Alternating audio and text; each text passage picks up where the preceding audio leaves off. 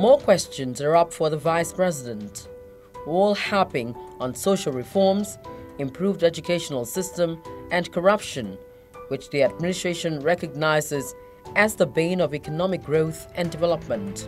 Professor Osinbajo insists that exemplary leadership is fundamental to tackling corruption. What is our holistic agenda to set up a sustainable plan for dealing with corruption? And we tend to think corruption is just the public sector, which is where the government seems to have focused. But our challenge with our economy and with our country, where corruption is concerned, rolls right from the top to the bottom, from public sector to private sector. So the issue is, how do we want to deal with this in a sustainable manner so that even when this government is out, we don't reverse back to where we're coming from? I think that first, the question of corruption is one that, as you've identified, is a systemic one. It's one that has eaten deep into practically all sectors of life, public life, private, and all that. But I think that the most important thing here is that there is a determination and a focus to reverse that. Now, that's not going to be straightforward or easy. If you're looking for a quick solution or some kind of an agenda that very quickly defines in broad terms what is possible, then I can just offer one, and that is that first we think that leadership, we think that exemplifying what you want to see is what the country has lacked for a long time. In other words, there's enough talk about let's fight corruption. There's enough talk about honesty, about integrity, but I think that people want to see the leadership itself exemplifying that conduct first before you're able to say anything to others. And so for us, the starting point is by leadership, and that is government, exemplifying the conduct that it expects of the people. And that's why we think that an open and transparent government is absolutely important. We think that the president, the vice president, ministers must demonstrate exactly what it is that this government intends to achieve, which is accountability and which is a real fight against corruption. That's in broad terms. Now, we think that that kind of conduct will discourage impunity, because one of the key things you find is that there are so many institutions that expect to see direction from government, and what you keep hearing is political will, political will. Is there a political will to do this or that? So you find that the institutions, even law enforcement institutions, the EFCC, the NDLEA, the police, everyone is looking at that, is expecting to find that political will in order to be able to do their business well.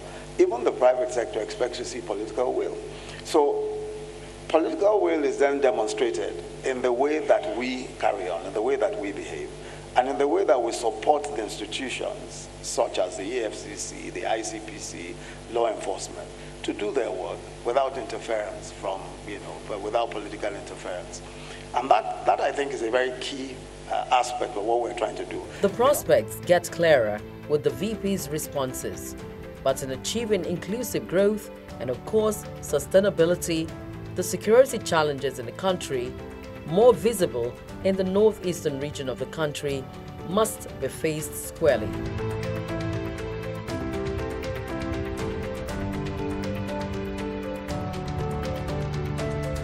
The Vice President states that the administration is not relenting in the fight to stamp out insurgency and other criminal activities in order to attract more investments into the country.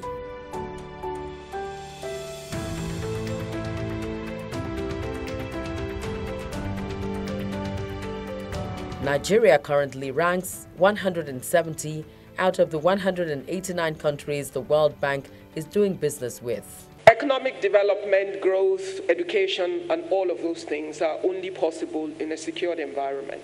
We've got the issues of Boko Haram. We've got rumblings in the southeast. You've got issues of divisions in different parts of the country.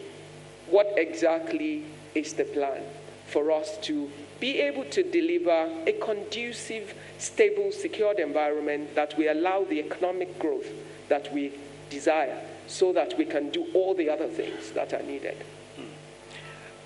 I think the important thing is first for a government is to be fully aware of what it is that is going on all around you in terms of security and all of that, and to, as it were, appropriate degrees of importance to those different, if you like, tensions that may be brewing here and there. Some you cannot take too seriously because otherwise you'll be deploying resources in the wrong places. Others you have to take on a long-term basis. And some are actual emergencies which you must deal with. The Northeast is an actual emergency. We must deal with it, and we're dealing with it on a daily basis. So we think a lot of education is necessary. A lot of education at the grassroots is necessary. Then, of course, the other issues, of course, of the military engagements and all that. Now, that's a huge drain on resources. So we have to set aside resources also to, to militarily engage the insurgents. We think that there's a great deal of success in that particular respect. And we think that their capacity has been degraded substantially. We don't expect that Boko Haram will be able to present the kind of threat militarily that it had presented in the past. So we're reasonably comfortable with that aspect. But tensions developing in other parts of the country, and you almost invariably will find that people are recruited into some cause or the other because of the way things are, and especially young people. We think that there is a need for us to engage young people more, and that's the whole question of job creation, turning around the economy and all that. It really is an old cliche about the devil finding work for idle hands. When people are that young and they have very little that they're doing, obviously they're going to get into all manner of causes. I mean, in fact, some that are outrightly absurd. So we think that there is that the economic turnaround that we're looking for and that we're working at will conduce to reduction in the tensions across the country. The plenary session also touches on the rule of law, where the Vice President, a senior advocate of Nigeria himself, says a clean judiciary is very important in the fight against corruption. He hints on the need for major reforms in the judiciary to strengthen the institution. We hear judges making a pronouncement asking for a stay in a court process, given, as many believe, that if you're going to deal with corruption, you're going to have a partner in the judicial system. What is the game plan? And perhaps, as a lawyer, how do you feel when the judge says to a policeman, don't investigate this man, and that remains the case for years? Yeah. Well, I actually thought this was going to be a dialogue. We're dialoguing.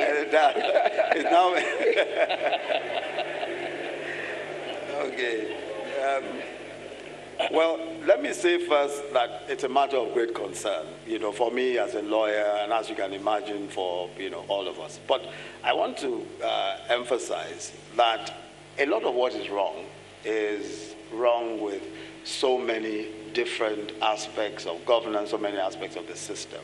And the judiciary is just part of the problem, But just coming back to the point, if you look at some of these decisions that you've referred to, many of them are obviously wrong. It's not, they're not decisions that anyone is in doubt about. They're obviously wrong. So you see that where, for example, anyone, it is said concerning a decision is made that somebody should not be investigated in perpetuity. Obviously, there's something wrong with that. And you don't need much to say that there's something wrong with that. But having said so, we also have a constitution which allows an independent judiciary. and which enjoins us to respect the decisions of the courts unless they are appealed. And that's as it should be. But I think that what we must do in terms of reform is in being able to identify specific cases of wrongdoing and reporting those cases of wrongdoing and going through the whole process of finding out why those decisions were made, and if they were made wrongly, then there ought to be consequence. So I think it's a dialogue that needs to be had, and we've initiated that already with the judiciary. We intend to talk, to keep working together to ensure that we're able to clean up the judiciary and administration of justice system generally. But it's going to take, it's going to take a while. In the wake of the salary debts of months owed by some state governors and the series of protests by workers demanding payment, the federal government had initiated a bailout plan to assist the governors pay up the debts.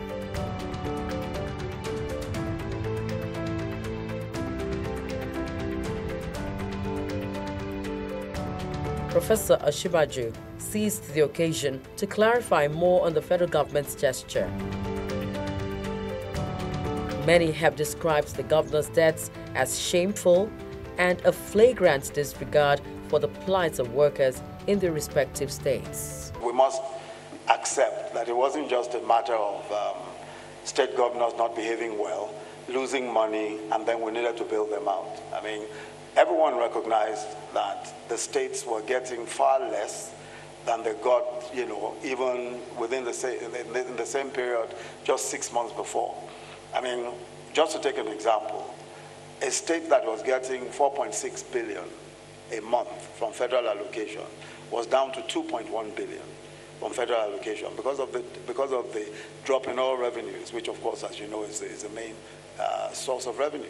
So when you have that kind of drop in revenue, of course it means that the states will be in trouble, especially many of the states that have very little IGR.